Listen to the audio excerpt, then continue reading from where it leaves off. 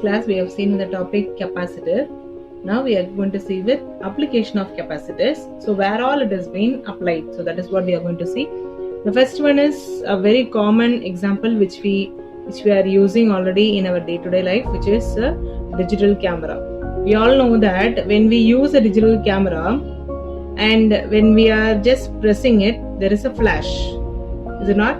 And that flash is due to this capacitor.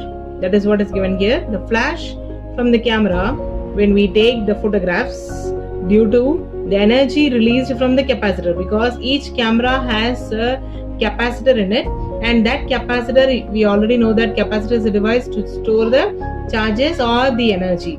And here also, when we take the photograph and when we are pressing the button in that, the energy is released from the capacitor, and that capacitor is also called as a flash capacitor.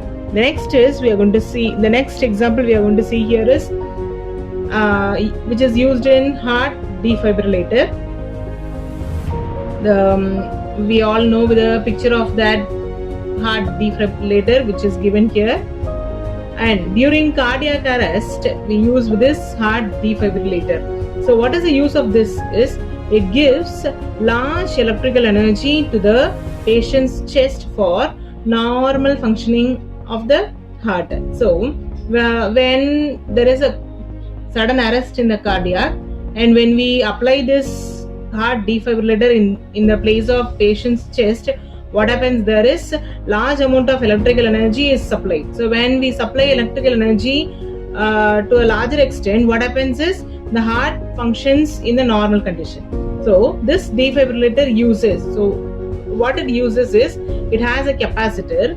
The value of that capacitor is 175 μF, and that gives a voltage of 2000 V.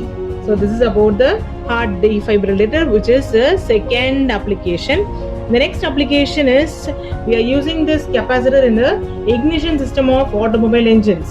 So we all know with this automobile engines which we are already using, and that is used to eliminate the sparking.